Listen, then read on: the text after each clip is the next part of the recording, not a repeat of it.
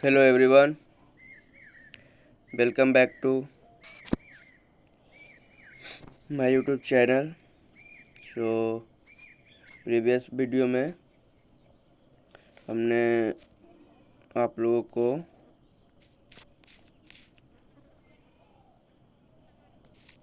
को first chapter का यहाँ तक का स्टडी कराया था।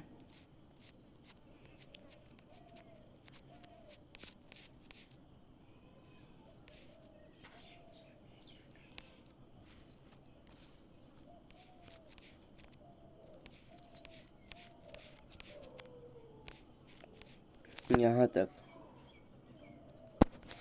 तो आज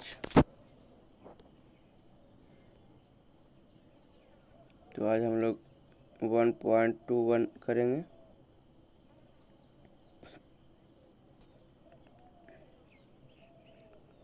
ठीक है,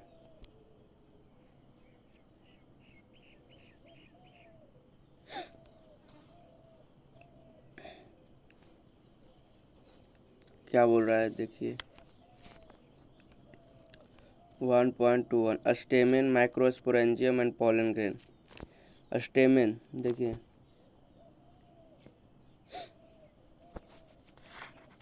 मेल रिप्रोडक्टिव ऑर्गन को स्टेमेन कहते हैं, एंड्रोसियम कहते हैं। ठीक है, ये जो है एंथर है, फिलामेंट है, इसको बोलते हैं मेल रिप्रोडक्टिव पार्ट। ठीक, और इसको ट्रांसवर्स सेक्शन काटकर, जो एंथर है इसको ट्रांसवर्स सेक्शन काटकर दिखाया गया। तो इसमें क्या बोल रहा है, फिगर 1.2a में 2a 1.2a ये हो गया figure. Show the two part of the typical stamen. Typical मतलब जनरल हर फ्लावर में रहता है normally. The long and cylinder stock call the filament. ये जो लॉन्ग सिलेंडर स्टॉक है, इसको बोलते हैं क्या, फिलामेंट बोलते हैं। And the terminal generally bilobed structure call the anther. ये जो टर्मिनल मीन्स अंतिम में या लास्ट पार्ट जो जुड़ा हुआ है बाइलोब्ड है। देखिए बाइलोब्ड कैसे कहते हैं, ये देखिए,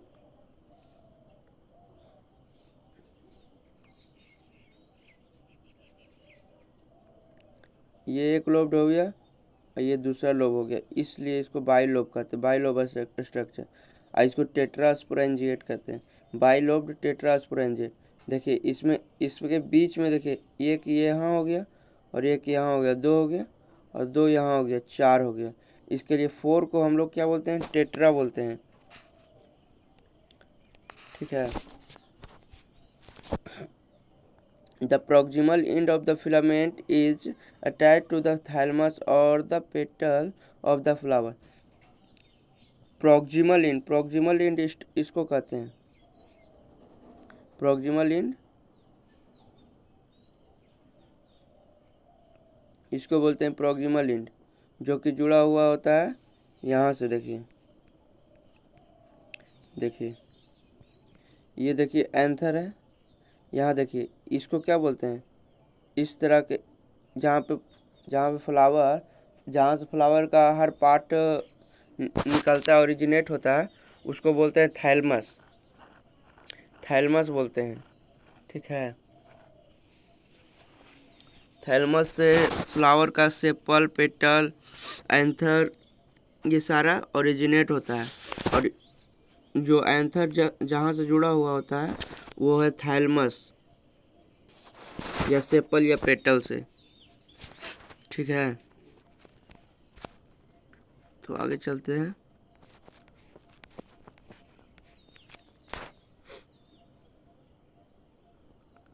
The number and length of a stamen are variable in flower of different species। Her flower में नंबर और जो साइज है एंथर का वो डिफरेंट होता है। If you were to collect a stamen each from 10 flower each from different species and arrange them on a slide, you would be able to appreciate then the large variation in size seen in nature. अगर आप different species का different स्टेमन को किसी slide पे arrange करते हैं तो आपको बहुत सारे वेरिएशन देखने को मिलेगा। आप उस चीज़ के लिए अप्रिशिएट करेंगे नेचर को कि नेचर क्या खूब बनाया है। ठीक है sir. If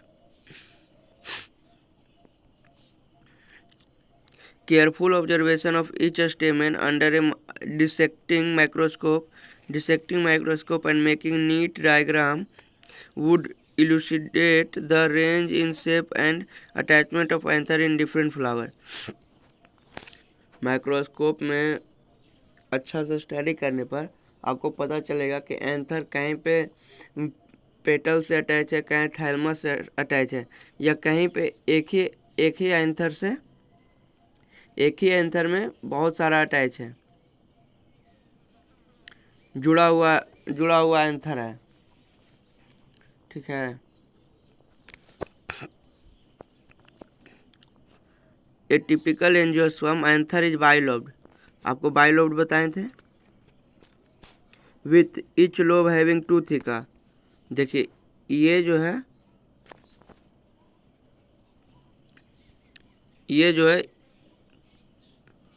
one theca and two theca, one theca and two theca. Bilobed, one lobed, two lobed, bilobed हो गया। एंड इच लोब है two theca, one theca and two theca, तो डाई थिका हो गया, dithecous. Often a longitudinal groove इसको कहते हैं, ये लॉन्गिट्यूडनल लंबा जो है उसको ग्रूव मीन्स गड्ढा जिसको बोलते हैं, गड्ढा या कहीं पे उसी को बोलते हैं groove. Run length wise separating the theca. देखिए यहाँ से जो देखिए ये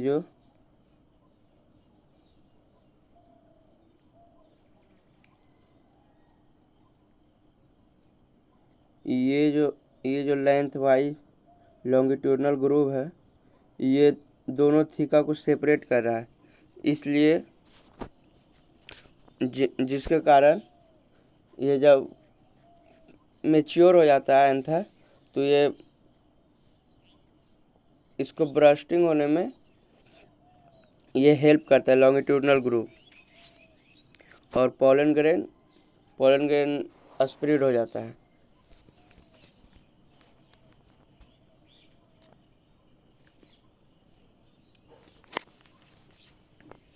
Let us understand the various type of tissue and their organization in the transverse section of the anther.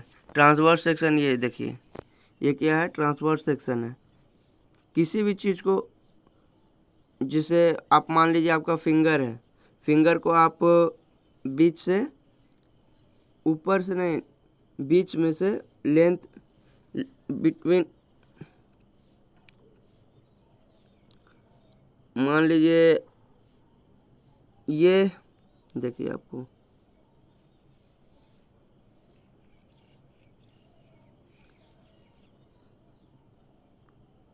ये आपका एंथर है। अगर हम ऐसे इस तरह इसको काट देना है तो इसको बोलेंगे ट्रांसवर्स सेक्शन। ठीक है। अगर इसी को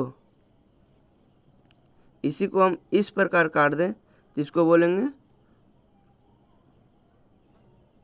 लॉन्गिट्यूडनल बोलेंगे, इसको बोलेंगे ट्रांसवर्स, इसको बोलेंगे लॉन्गिट्यूडनल। ठीक है, समझ गए होंगे, आशा करते हैं।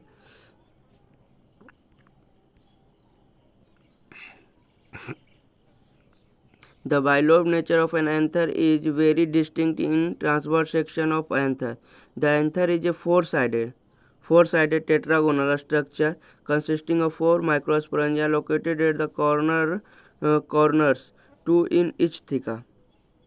देखिए माइक्रोस्पोरेंजिया इसी को कहते हैं। ये देखिए ये एक लोब है, ये 2 लोब है, ये 3 लोब है, ये 4 लोब है, ये नहीं, ये 1 थीका एंड 2 थीका, एक लोब में 1 थीका 2 थीका एंड सेकेंड में 1 थीका एंड 2 थीका, तो 2.5 थीकास हो गया। एंड हर थीका में एक स्पोरेंजिया होता है, हर थीका में एक स्पोरेंजिया होता है, टेट्रा स्पोरेंजिएट, इसीलिए इसको कहते हैं टेट्रा स्पोरेंजिएट।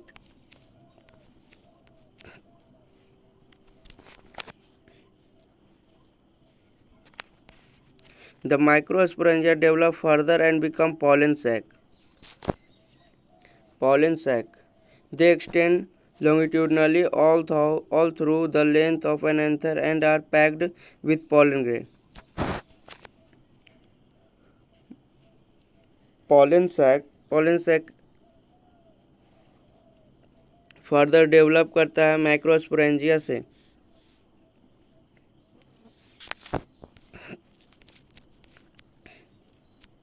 इसका देखिए पार्ट का जो नेम है इसको याद रखिएगा। आपसे पूछ देगा कि जो मेल रिप्रोडक्टिव ऑर्गन है उसमें कितने पार्ट है, तो एक एंथर है और एक फिलामेंट है। Okay, are you understand?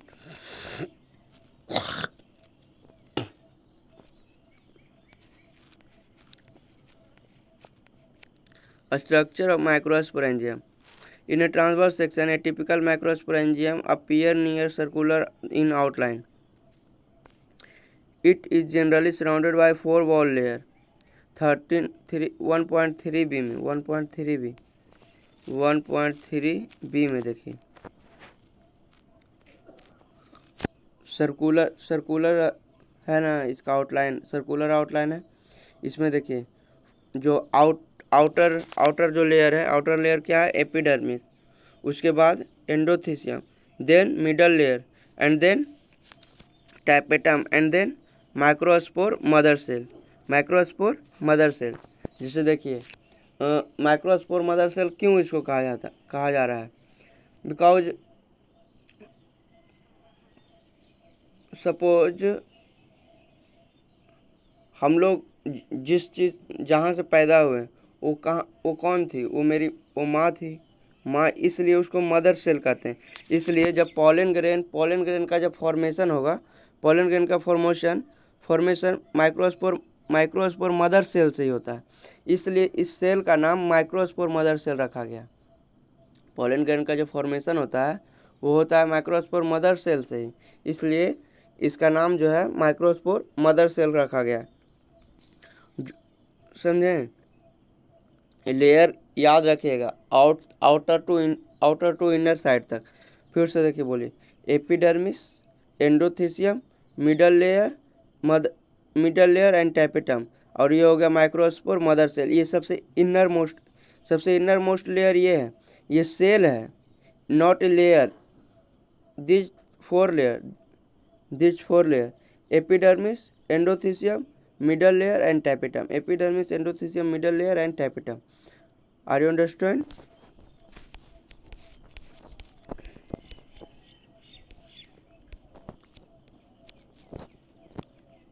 देखिए surrounded by 4 layer, epidermis, endothelium, middle layer and tapetum. The outer 3 wall layer perform the function of protection and help in dehiscence of anther to release the pollen. जब जो बाहरी 3 layer जो है, outer 3 layer जो है, epidermis, endothecium and middle layer, epidermis, endothecium, middle layer जो है outer 3 layer है, वो हेल्प करता है एंथर को डेहिसेंस होने में और पॉलन को रिलीज करने के लिए। मैच्योर हो जाने पर पॉलन, अब जनरली मान लीजिए जिस तरह पे आपके पास पी का, अगर मान लीजिए कोई फार्मर यहाँ से फार्मर होगा तो उसको पता होगा, या नॉर्मली लोग भी जानते हैं कि जिस तरह पी को मैच्योर हो जाने पर, पी जो होता है मटर, मैच्योर हो जाने पर उसे सूखने के लिए दिया जाता है, और सूखने के बाद वो खुद डेhiscence हो जाता है, और मटर का जो मटर का सीड है वो खुद से स्प्रेड होना शुरू हो जाता है। उसी तरह एंथर है, एंथर जब मैच्योर हो जाता है तो सूखने के बाद वो स्प्रेड होने लगता है, और उसका एंथर का जो वॉल है वो डेhiscence हो जाता है, और पॉलन ग्रेन जो है रिलीज हो जाता है, जिसमें कौन कौन सा लेयर हेल्प करता है? Epidermis, endothecium and middle layer. And the inner most wall layer is the tapetum. सबसे सबसे इनर मोस्ट लेयर कौन है? टैपेटम है। It nourishes the developing pollen grain.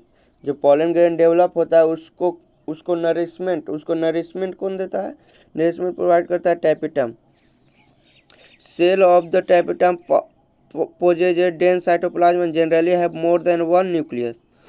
जो टैपेटम सेल होता है उसमें एक से ज़्यादा न्यूक्लियस होता है और बहुत सारे उसमें साइटोप्लाज्म होता है, डेंस साइटोप्लाज्म होता है, न्यूट्रिटिव होता है, न्यूट्रिशनल फुल होता है।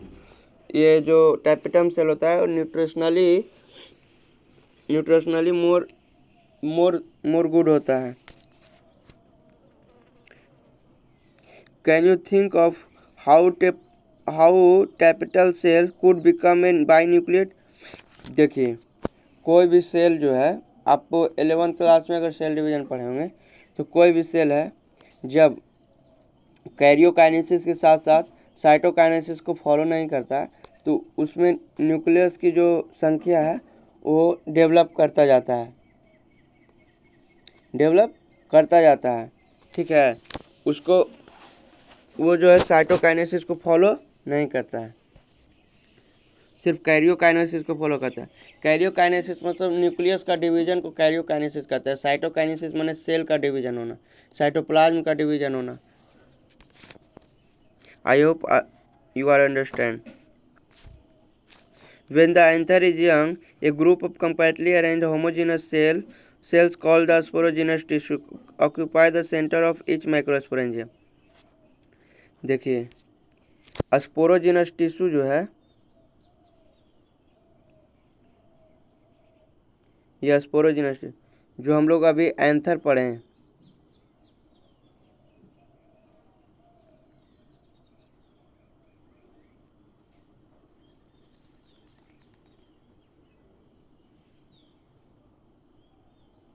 एंथर हम लोग पढ़े ना, ठीक है।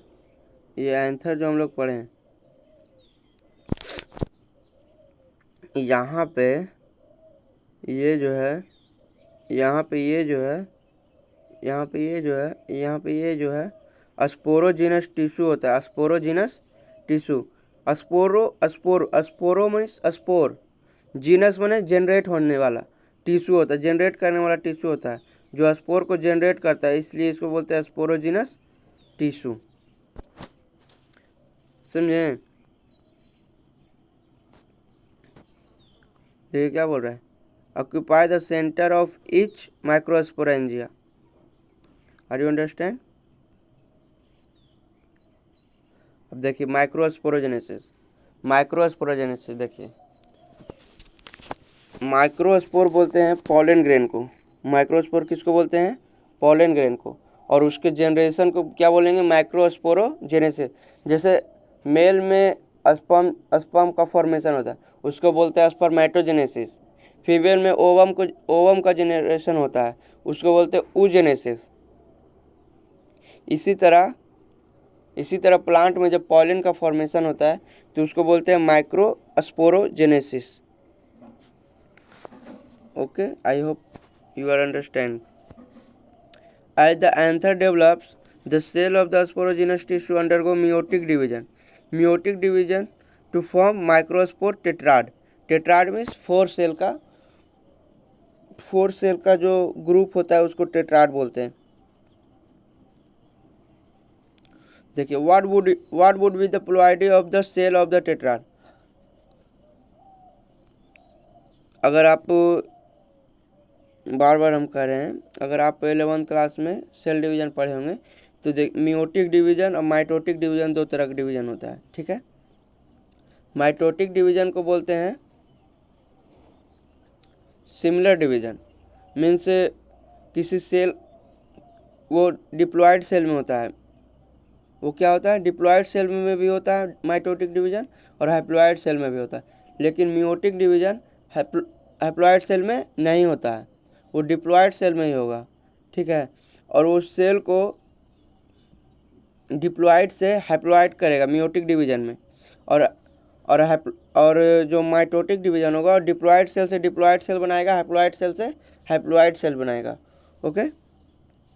तो माइक्रो जो स्पोर होता है, जो पॉलन ग्रेन होता है, वो क्या होता है, हैप्लॉयड होता है, क्या होता है, हैप्लॉयड होता है।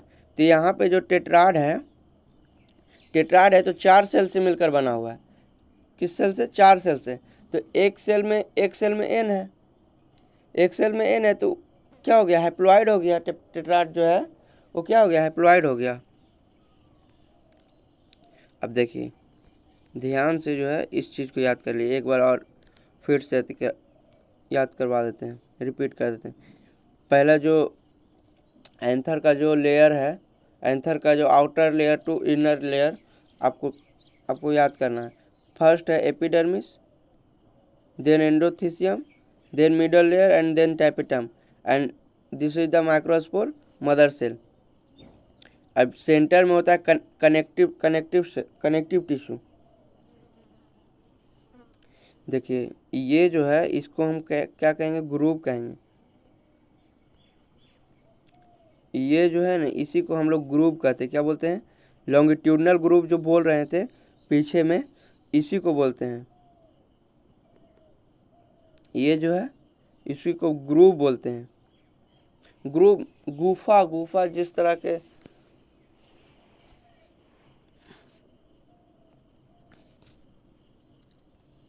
देखिए ये मैच्योर हो गया एंथर, मैच्योर एंथर हो गया, ये सब जो देखिए पॉलन ग्रेन है। और यहाँ पे देखिए ये जो एपिडर्मिस एंडोथीसियम मिडल लेयर जो है वो सूख गया, मैच्योर हो गया, तो वो डेसेंस होकर पॉलन ग्रेन को रिलीज कर रहा है।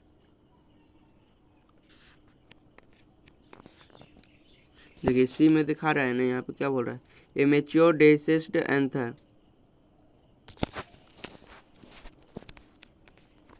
as each cell of a sporogenous tissue is capable of giving rise to microspore tetrad.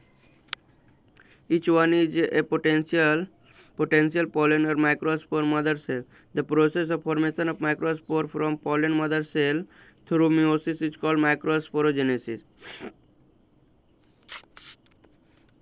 Microsporogenesis.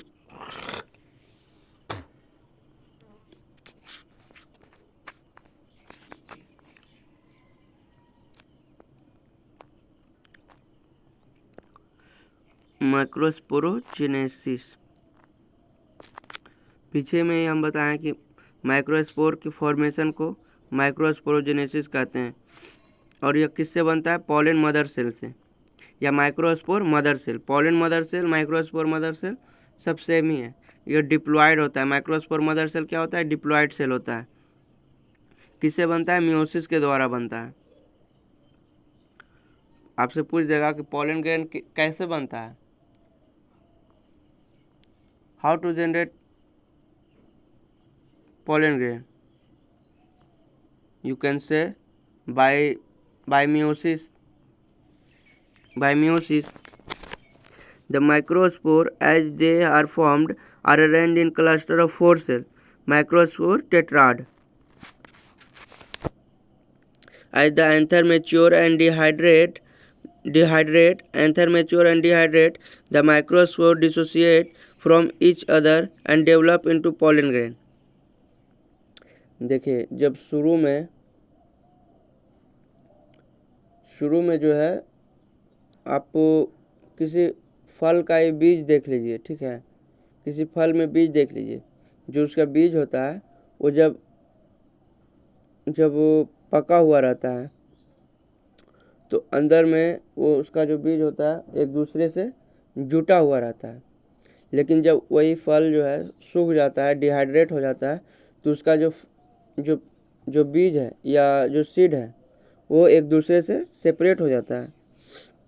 उसी प्रकार जो है एंथर जब मैच्योर हो जाता है और उसका जो जो क्या बोलते हैं, एंथर का जो वॉल है डिहाइड्रेट हो जाता है, तो डेhiscence हो जाता है, फट जाता है, जिससे पोलन ग्रेन रिलीज हो जाता है।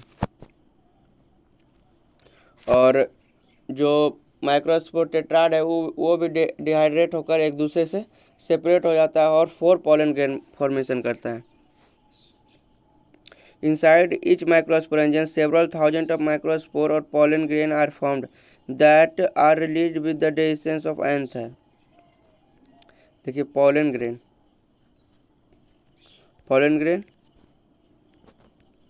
ये इसको हम लोग क्या बोलते हैं, pollen grain। जिस तरह ह्यूमन में मेल के पास स्पर्म होता है, उसी तरह प्लांट में मेल के पास pollen grain होता है। pollen grain देखिए, the pollen grain represent the male gametophyte। If you touch the open anther of a hibiscus or any other flower, you would find deposition of yellowish powdery pollen grain on your finger।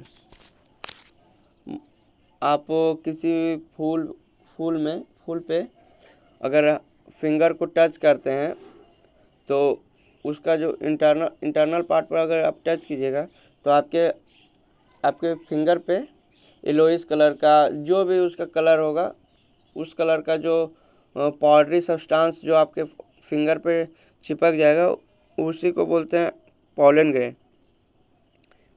यहाँ पे hibiscus flower का example दिया हुआ है, जो कि generally आसानी से मिल जाता है हर जगह पे। Sprinkle this grain on a drop of water taken on a glass slide and observe under a microscope. You will be amazed at the variety of architecture, size, shape, color, design seen on the pollen grain from different species।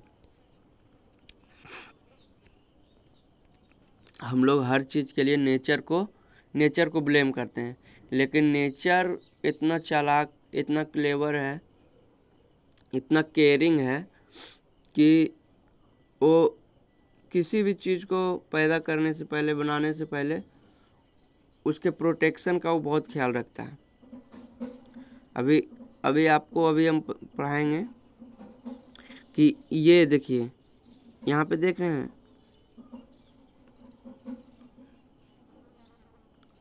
ये जो है कितना खूबसूरत architecture है।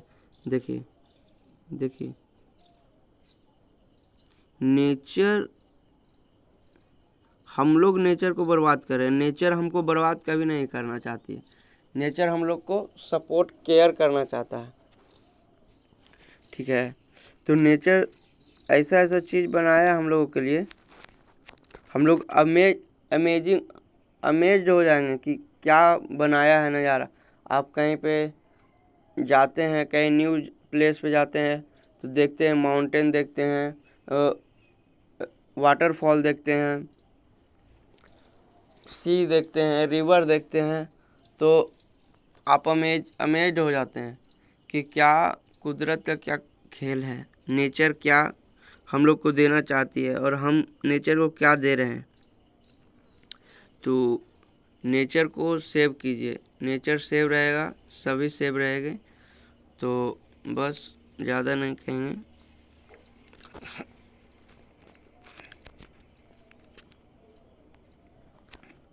Pollen grain are generally spherical measuring about 25 to 50 micrometer in diameter।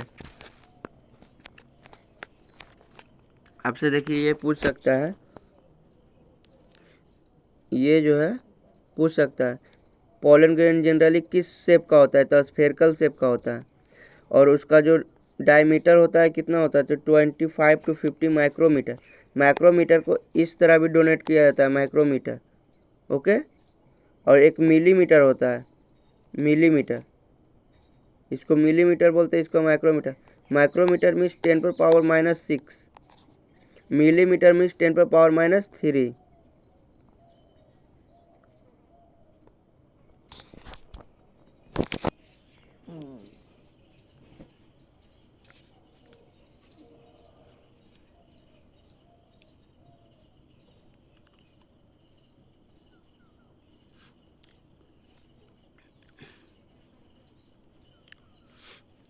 जो pollen grain होता है उसके पास 2 लेयर होता है, 2 प्रोमिनेंट लेयर होता है। The hard outer wall called the exine is made up of sporopollenin. इसको नोट कर लीजिए, स्पोरोपोलिन और एक्जाइन किस चीज़ से बना होता है? Sporopollenin, which is one of the most resistance organic material known it. It can withstand high temperature and a strong acid and alkali. No enzyme can degrade sporopollen is so far known. जो pollen grain का जो outer layer होता है, outer layer को बोलते हैं exine. Exine जिससे बना होता है उसको बोलते हैं क्या? स्पोरोपोलिन। क्या बोलते हैं? स्पोरोपोलिन।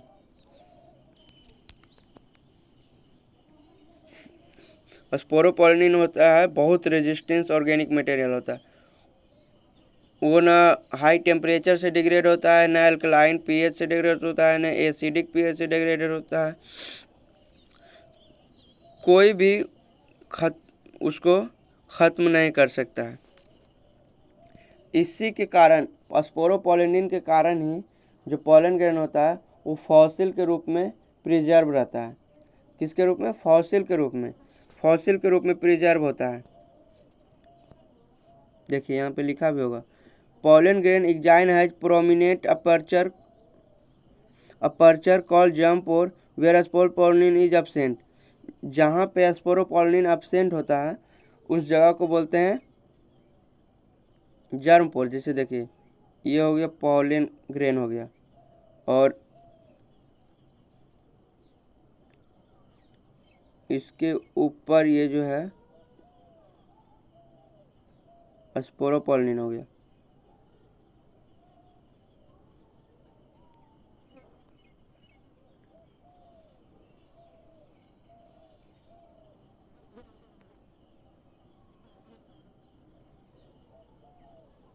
देखिए यहाँ पे ये क्या है? स्पोरोपोलिन। रेड वाला जो है स्पोरोपोलिन है। रेड वाला क्या है? स्पोरोपोलिन है। ये पूरा जो पॉलन ग्रेन है उसको कवर किया हुआ है, और जहाँ पे स्पोरोपोलिन एब्सेंट है उसको बोलते हैं जर्म पोर। यहीं से जो है पॉलन ट्यूब जो है जर्मिनेट होगा, पॉलन ट्यूब निकलेगा।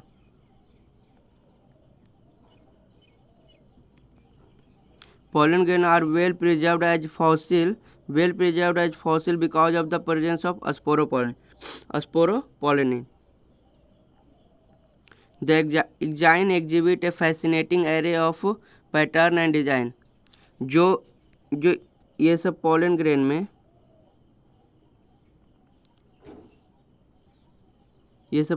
में जो डिजाइन, जो आर्किटेक्चर बना हुआ है वो बिकॉज ऑफ स्पोरोपोलिन।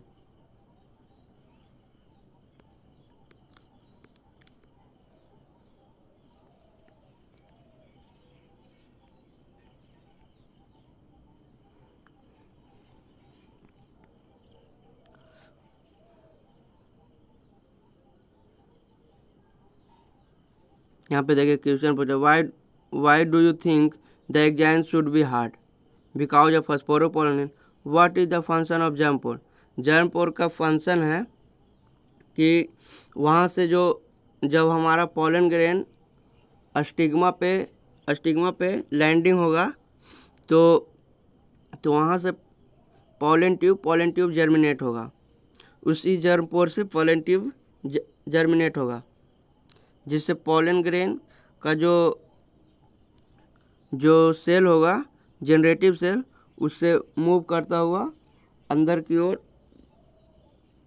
ओवरी में जाएगा, ओवरी में इंटर करेगा।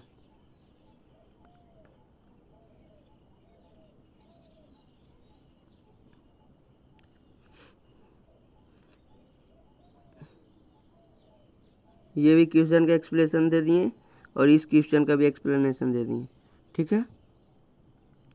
The inner wall of the pollen grain is called the intine.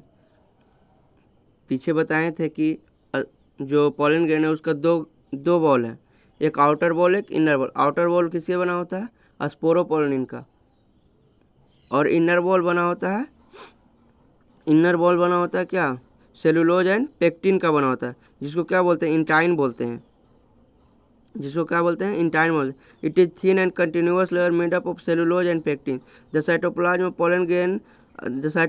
Pollen grain is surrounded by plasma membrane. देखिए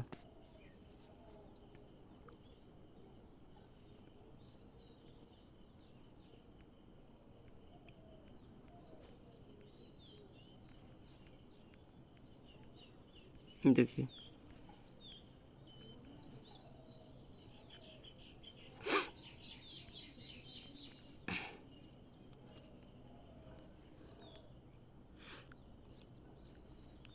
plasma membrane. When the pollen grain is mature, it contains two cells, the vegetative cell and generative cell. देखिए एक vegetative cell और vegetative cell large होता है, irregular nucleus होता है उसका, ठीक है, और उसका साइटोप्लाज्म ज़्यादा होता है। सॉरी दोस्त। The vegetative cell is bigger, has abundant food reserve and large irregularly shaped nucleus. Vegetative cell जो होता है बड़ा होता है, बिगर होता है, एंड अबंडेंट फूड रिजर्व होता है। अबंडेंट मैंने बहुत सारा फूड होता है उसमें, रिजर्व होता है। लार्ज इरेगुलर शेप न्यूक्लियस होता है, इसका जो न्यूक्लियस का शेप होता है वो रेगुलर शेप का होता है। The generative cell is a small and float in the cytoplasm of the vegetative cell.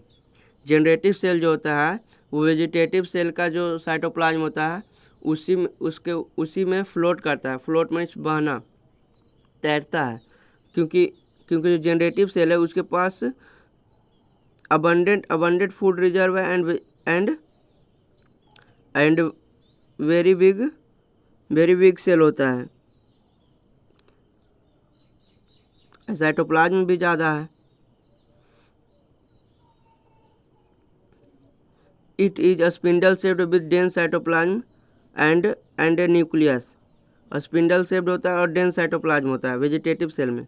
In over 60%, ये याद कर लीजिएगा कि over 60% of angiosperm pollen grain are said at this two cell stage. आपसे पूछ देगा कि कितने परसेंट एंजियोस्पर्म में टू सेल स्टेज तक पोलन ग्रेन होता है, तो आपको बता देना ओवर 60%। ओवर मतलब 60% से ज़्यादा जो प्लांट है एंजियोस्पर्म उसमें 2 सेल स्टेज का पोलन ग्रेन होता है। In the remaining species, the generative cell divide mitotically to give rise to two male gametes before pollen grain are shed, 3 cell stage. And less than 40% जो species है angiosperm में उसमें 3 cell stage होता है। और कैसे 3 सेल स्टेज बनता है? जो जनरेटिव सेल होता है वो डिवाइड करके एक और सेल बना देता है। जब एक जनरेटिव सेल डिवाइड करेगा 2 सेल में तो 3 सेल हो जाए, एक वेजिटेटिव सेल और 2 जनरेटिव सेल, 3 सेल स्टेज।